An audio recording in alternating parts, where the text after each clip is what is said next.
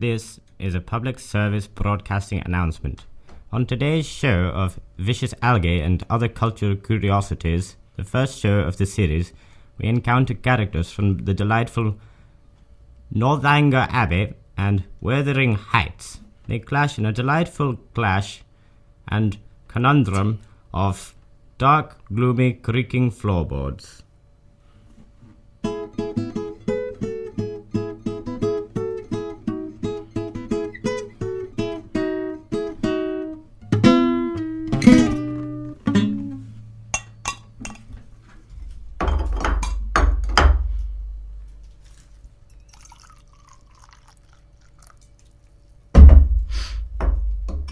Catherine, what are you making tea for? Oh, we are having guests over this afternoon. What? We are having guests? Don't be such an old inhospitable cretin. I invited some folks over for tea. Tea? Since when are we having tea? I thought it'd be nice. And with other people? Well, I thought this house could do with some more life, my dear Heathy. This house is not appropriate for any sort of guests. Well, I told you to swing the dustpan, clean away the cobwebs every so often, but oh well. I like my dark and somber place, full of hatred, revenge, and cobwebs. Who's coming anyway? It's lovely Mr and Mrs Tilney from Northanger Abbey. Bloody hell. Northanger Abbey? This peculiar modern building that has it's lost any charm of the decade. Who are these two? Well, I met them in the lower ballrooms. You are going to the lower ballroom? Yes, I do, Heathy. I need some sort of amusement in my day. Well, anyway, I met them there, and they are this wonderful young couple, terribly in love with each other. And I thought... Okay, that's it. I'm leaving. Wait at least until you've met them. Well, there you go. Here they are already.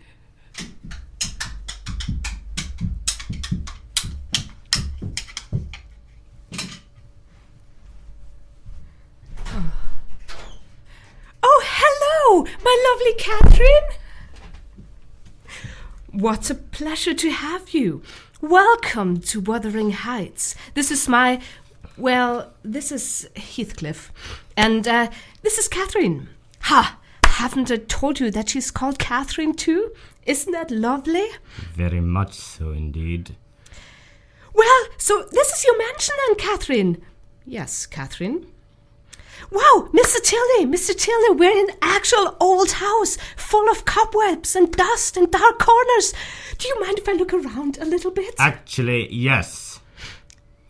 I apologize. She is very curious and very much in love with the old houses. I bet this comes from reading bloody Gothic literature. Yes, it probably does. You both share a passion for compelling literature. For God's sake. Heathy, please. Oh, I'm sorry. He's not very literate. What sort of things do you read, Mr. Tilney? We mostly enjoy books on old houses and old castles and old mansions with a good bit of suspense and mystery. Treasures in old drawers, hatred, revenge, these sort of things. Oh, you might find one or the other thing in here. Don't say this too loudly to Catherine. Catherine. Yes. Oh, no, that's you. Yes, Cathy. You better shut your mouth anyway.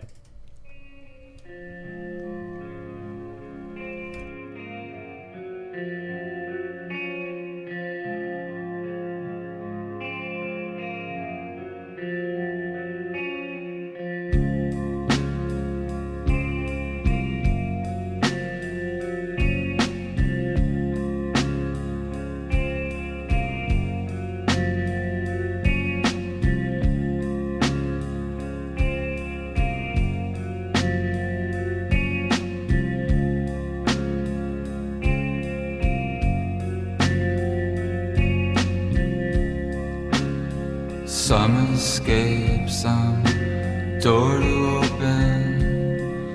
This path seems the blackest, but I guess it's the soonest. But there in the clearing, I know you'll be wearing your young aching smile and waving your hand.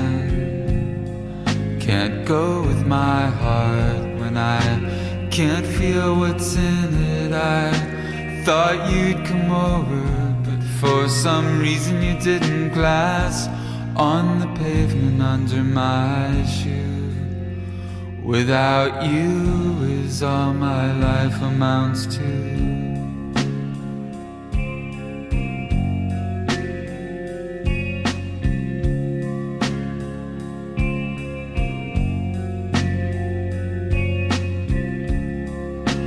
A final sleep, no words from my cutting mouth to your ear, or tired wicked pinches from my fingers to your bitter face that I can't heal.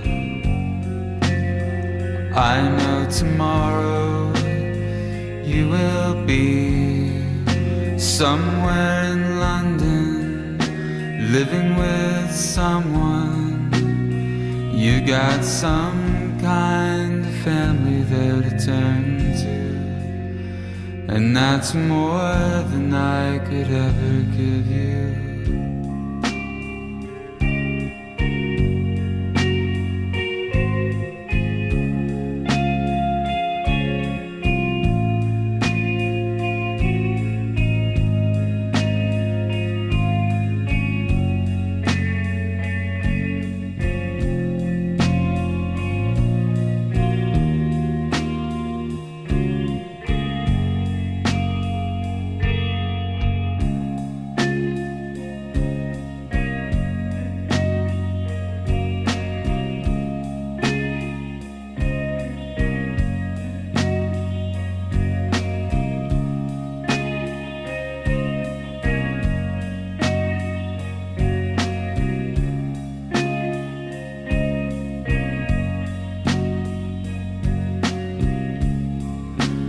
A chance for calm, a hope for freedom, outlet from my cold solitary kingdom. By the forest of our spring stay, where you walked away and left a bleeding part of me, empty and bothered, watching the water.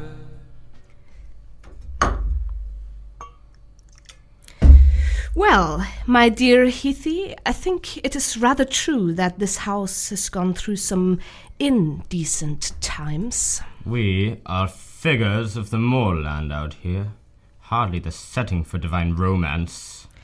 Well, you could have shown some decency at that time, couldn't you? It was hardly my fault that you married this bloody gawk Linton for his social status. We had certainly some more refined manners. He had certainly some more refined manners and behaviours than you. Yes, and all you're talking about soulmates and being Heathcliff. An old house! I mean, an actual old house! Can you believe it, Mr. Tilney? I can, my dear Catherine. And even some hatred and revenge going on in here. Really? Where? Well, let's have some tea, shall we? Wonderful idea. Would you like some tea? Yes. Yes.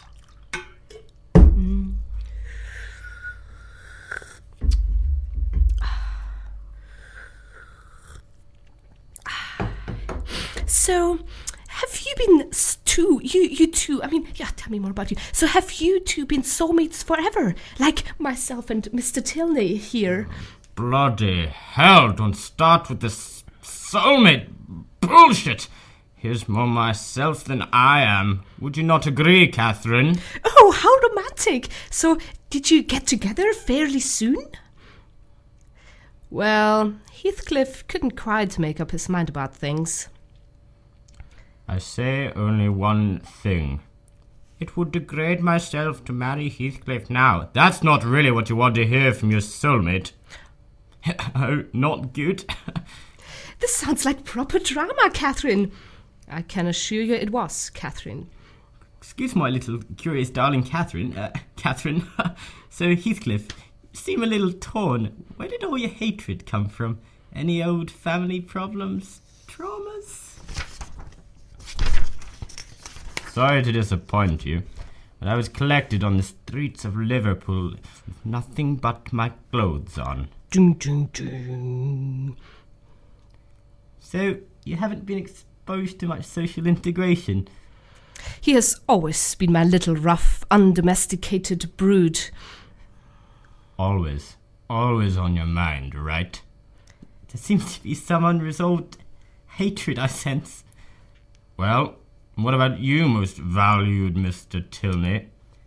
What about me? What is your love relationship like? Oh, we are so much in love. It's almost unbearable. I feel you. My little Catherine has a tendency for naive over-dramatization, and you keep guiding her to a better understanding of life, yes? Well, as best a man can do with a woman that reads. Not very chauvinistic. Oh, it seems there are more people coming.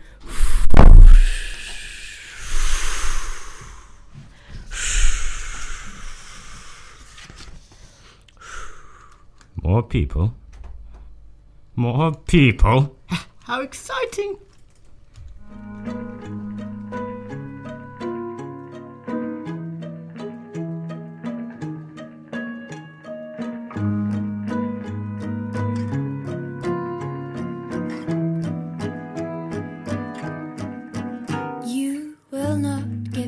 Says the soul to the skin. Now give me those animal thoughts you've been hiding.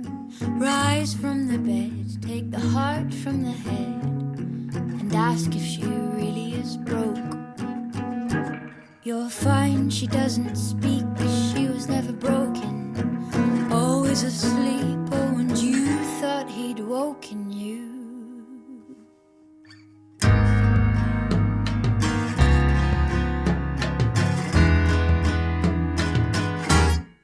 Don't cheat, says the soul, it's just meat on his bones. It smells sweet, but your conscience believe that your innards are calling from my cage. You'll regret that you locked me away.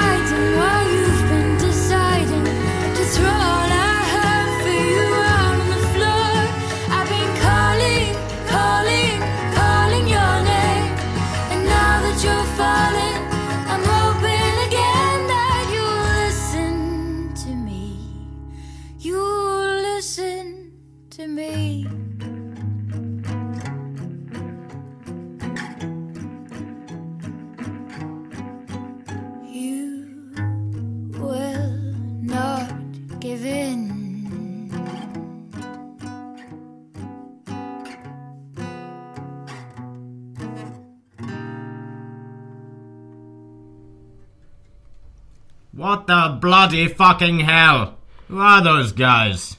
They seem a little pale, no?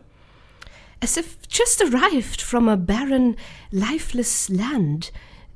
Look at her. Under the firelight, under the brush, her hair spread out in fiery points, glowed into words, then would be savagely still.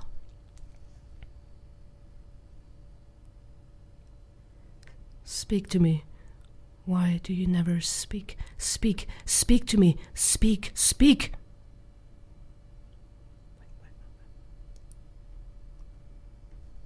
This is a truly unreal city we are in. Honey, have you seen the brown fog of the winter dawn outside? Where is my burnished throne? No synthetic perfumes, no laqueria of the prolonged flames. I think we are wrong. What the heck are they talking about? Nobody will ever know, I can tell you. Although I must say it does feel a bit like Rat's Alley in here. I can almost smell dead men's bones. Oh my goodness, yes, you're so right. This is what I was saying all the time. So creepy in here, isn't it? How wonderful. Do you not want to have a seat? What about a cup of tea? We haven't had a cup of tea for ages together. My nerves have been bad. Too barbarous. The desert. Yeah, here's some tea. There you go. Right, Heathcliff, where do we stop? I'm not quite sure. It was your psychological problem with gender issues. I thought it was your anti-moral behavior towards your wife. He names it quite right, doesn't he, Heathcliff? Bloody hell. Why does nobody understand that my love to you is meant to transcend the inherent separateness of the human condition? To break the boundaries of the self, meaning isolation. What are you thinking of? What thinking? What? This, my dear, is very hard to determine in this house. I know! It's all about love! I know! What is that noise? Just the wind under the door. Oh, no. It's just a kettle. I've put some more water on for tea. It might also be the slight whiff of hatred going in and out of here. Oh, for goodness sakes, Catherine, get over it. This is extremely amusing here. If you don't shut up soon, I will kick you and your wife's ass like I did with bloody Harton. Mr. Tilney, our friend here seems to me a little bit like a maniac. You mean like you thought my father was, dear? Oh, I've read so many stories about maniacs. You know nothing. Nothing. Again, nothing. Oh, I do actually know quite a bit about Gothic literature. You remember nothing. You see nothing. The wind under the door. Oh, is there actually now? Oh, how exciting. Heathcliff, pull yourself together. Do you hear me? Pull yourself together. Mr. Tilney, we're coming close to an actual ghost story, I assume? Love, you're gradually getting on my nerves. Well, you might not believe it, but you're actually closer to a ghost story than you think. Bloody hell, Cathy, shut your mouth. What point, come on, what point would it have? Rat's Alley. Rat's Alley. My last bit of dignity. What are you thinking of? What thinking? What? Me? Oh, I don't think you want to know. It involved me and Mr. Tilney. Catherine, listen, it's getting exciting. Well, Catherine, I never got to answer your question about our relationship because we never actually got together. I was long dead when dear Heathcliff decided he was eventually going to love me. Dead? Dad? So how would you ever find out? What shall we do? What shall we ever do? Oh, we had a wee romantic tryst at my coffin. The corpse you planted last year in your garden. Oh, yeah, very apt. A little longer ago, though, not just last year. Heathcliff lifted the lids and lay next to me. Most loving, isn't he, my Heathcliff? But hang on, if you're dead, in the coffin, planted in the garden, already, who are you then? Have a guess. Are you alive or not? Is there nothing in your head? You don't mean... Do you? I mean, are you a ghost? Well then, this is officially my sanity gone. So you actually live with a ghost? A ghost story! A ghost story! I've never come across a bigger maniac. What am I saying? Psycho! See, asshole, it's not only the wind under the door. We are in a fucking nightmare. Let's all come down. Let's have some tea. It's finally, I'll explain. It's finally the only way me and Heathcliff can be together, but without any physical violence, And, well, it's all good in the end, Catherine got to see a real ghost. Oh, this needs to be celebrated. Don't mess with me. Don't. Hey, I've got an idea. Catherine, you like ballroom dancing too, right, Catherine? Right, Catherine. Well, let us all have a ball in here then to celebrate. And this is the moment where good old Heathcliff eventually fainted.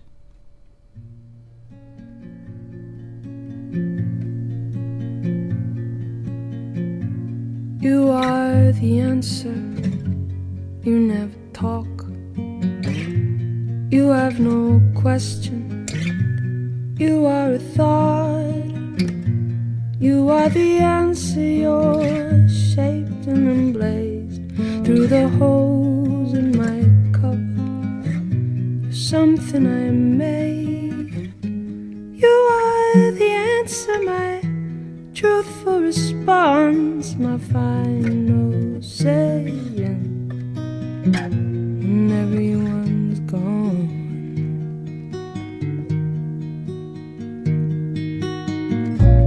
You're my illusion, my pattern of wrong, hollow idol, tip of my tongue.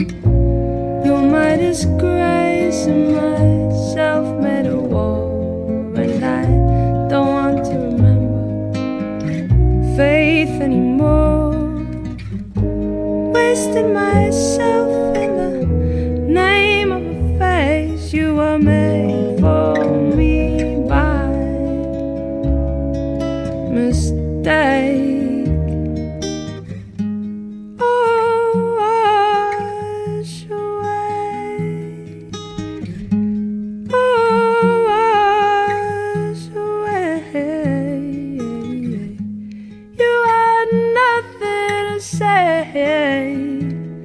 You were made for me by mistake.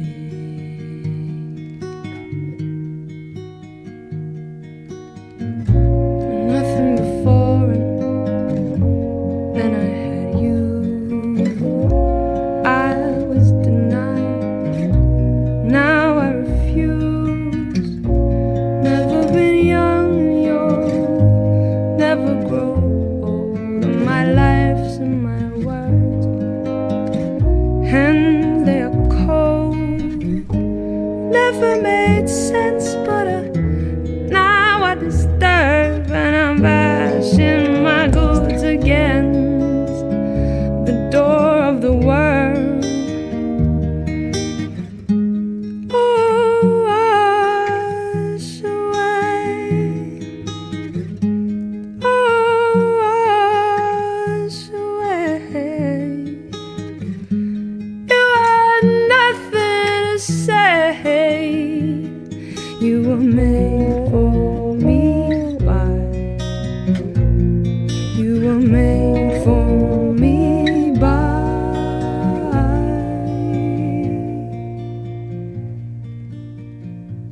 Mistake.